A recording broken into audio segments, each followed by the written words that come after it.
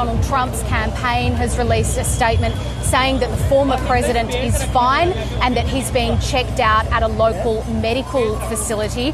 But reports are coming through. This is from the Washington Post, who is citing the local district attorney. They are saying that an audience member at this Donald Trump rally in Pennsylvania was killed, that the shooter is dead, and that Donald Trump was grazed by gunfire. So look, we haven't had anything officially confirming those reports at this stage, but that is the latest coming through from the Washington Post, citing the local district attorney. We know that President Joe Biden is being briefed on this situation. He is not here in Washington at the moment. He had headed home to Delaware for the weekend, but we've had messages through that he is being briefed, including by members of his national security team. So we expect that we will hear more from President Joe Biden shortly. And I just want to jump in. We've just got a statement that's come through from the Australian Prime Minister Anthony Albanese, who says, quote, "The incident at former President Trump's campaign event in Pennsylvania today is concerning and confronting. There is no place for violence in the democratic process. I'm relieved to hear reports that former President Trump is now safe." And that's where that statement ends, Michael. And we are seeing reaction here in Australia. We heard from Minister Burke a few moments ago echoing those sentiments. But of course, a lot of commentary from key political identities in the United States.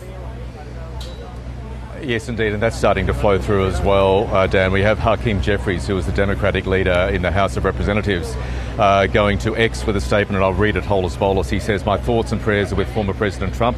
I'm thankful for the decisive law enforcement response. America is a democracy. Political violence of any kind is never acceptable." Hakeem Jeffries, Democratic leader in the House of Representatives. And I think really, and Jade, by all means, offer your insights.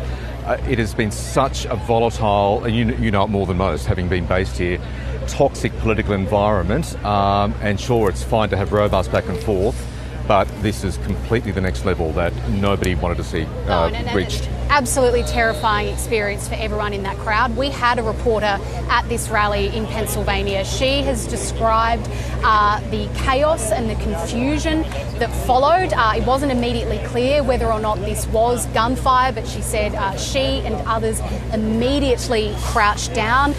She seemed to think that perhaps there was an exchange of fire. Of course, in these sorts of situations, there's a lot of panic. It's hard to know exactly what is going on, but she said that people that were surrounding her were upset. There were people crying. She said once it had become clear that Donald Trump had been taken off the stage and taken away by his Secret Service protection, that there was a lot of anger in that crowd also. People who got up and started yelling, obviously very upset by what had happened to the man that they had spent a long time waiting for to hear speak. This was a highly anticipated rally. We're only 4 months out now from the US election.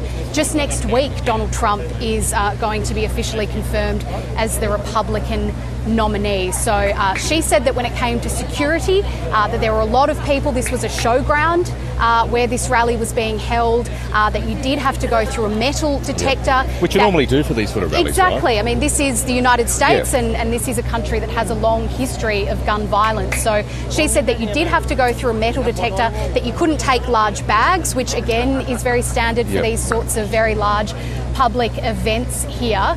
And she said that eventually everyone was moved off that showground, including herself. She is safe. The people she was with are safe. That's most importantly, our colleague Phoebe is safe, which is one bit of good news.